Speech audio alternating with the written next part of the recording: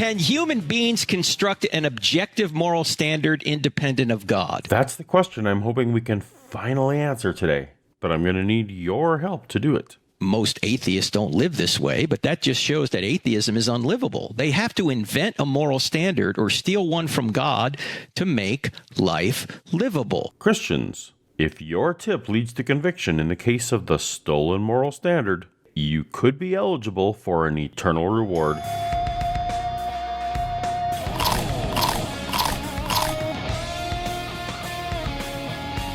Welcome to Paulogia, where a former Christian takes a look at the claims of Christians.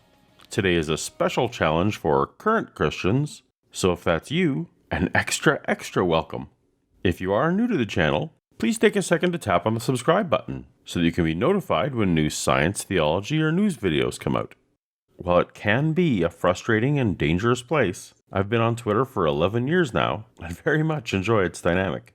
A few weeks ago, I issued a challenge to the Christians there, and I'd like to reissue it here in video form to keep the discussion going. Maybe prompt you to consider morality from a potentially different perspective, and maybe prompt me to do the same.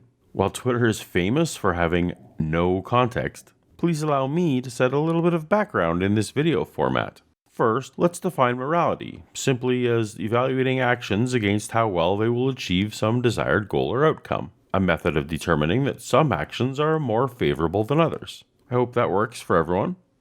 Second, I frequently hear Christian apologists assert that moral evaluations would be impossible in a universe where God did not exist. As Frank Turek explains, if all that exists are materials, how do you explain goodness, righteousness, and justice? You can't. They're not made of materials. So atheists can know goodness, righteousness, and justice. They just have no explanation for why those things exist. Third, the Bible indicates that God's moral laws are written on the hearts of every person. There are some basic principles of right and wrong that everyone knows, whether they will admit them or not. This innate moral code is what drives even non-believers to sometimes act morally moment to moment and feel guilty when they do not. Now, we're going to assume for the moment that all of this is true, even granting some sort of objective nature to it, which isn't really part of today's question. I'm going to call this Bible morality, for lack of a better name, and represent it here with a yellow circle.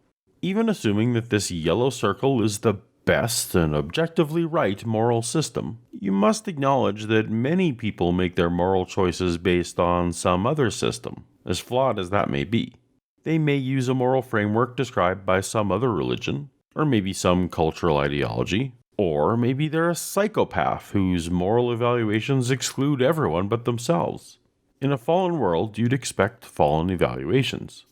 Some philosophers who think about such things claim that when it comes down to it, humans generally evaluate actions in light of reducing harm and increasing well-being. And because we are a social species, that the further we extend these considerations beyond ourselves, to family, to tribe, to nation, to species, and so on, and extend them from short-term to long-term time periods, the more success we have in surviving. For the sake of discussion, imagine that this blue circle represents a moral system that wants to maximize well-being over the longest term and over the greatest scope of beings, and so will evaluate actions purely according to this criteria. We know that the real world is messy, and we could ask a lot of interesting questions, and perhaps this is vastly inferior to the yellow. But all we need for now is that blue is a theoretically possible evaluation system that evaluates actions against maximizing well-being. It should be clear that when evaluating potential actions, some actions will be moral in the blue system, others will be moral in the yellow system, and some actions will be evaluated as moral by both systems, and that agreeing overlapping area we will represent by green. Note that the diagram isn't attempting to depict any kind of relative scale, only represent the existence of these regions. And now we can get to the challenge expressed in my tweet. Challenge to Christians. What is an example of something in the yellow portion that you think most non-believers would agree with instinctively, presumably because it is both objectively true and written on our hearts? In other words, consider actions that the Bible condemns or condones that isn't already condemned or condoned by a system attempting to maximize well-being. If God has indeed written his law on the hearts of everyone, then we would expect that at least a significant portion of the population would accept such proclamation as intuitively correct, even if only deep down below their suppression of said truth. And so, my Christian friends, do you have any examples of actions that fit in the yellow portion while simultaneously affirmed by the conscience of non-believers? If so, please leave your thoughts in the comments of this video, or find the link to the original tweet in the description of this video to keep the conversation going there on Twitter. I greatly look forward to hearing your insights.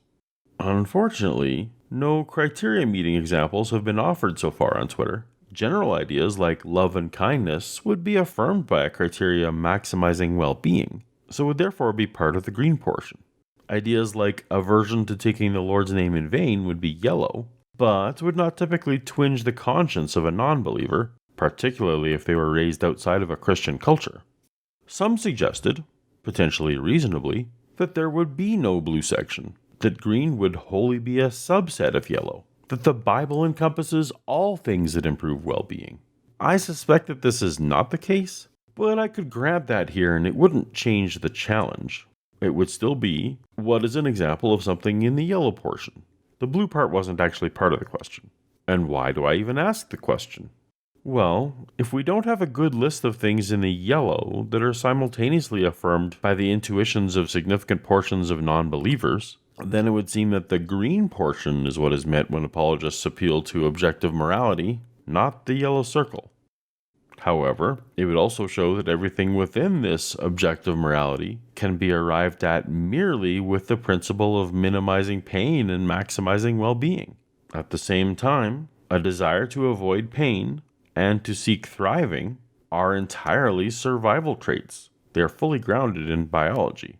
You might want to argue that creatures are not inherently obligated to seek survival, and that is true, but any group of creatures that does not seek survival will go extinct.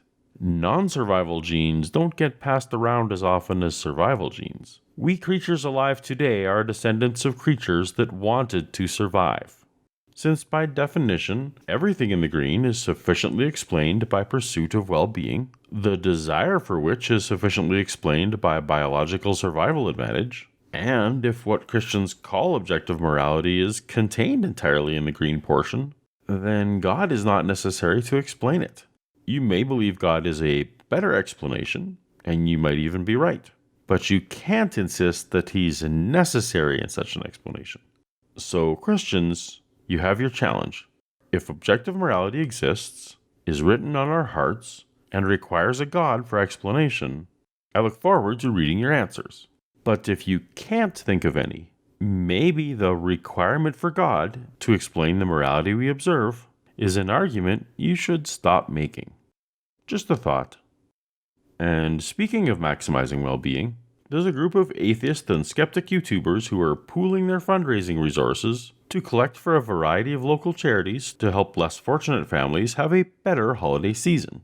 If you're not a Christian and are willing and able to demonstrate your empathy in the midst of lights on houses, please check out the link in the description and help these fine heathens reach their $8,000 goal. Tell them Paulogia sent you.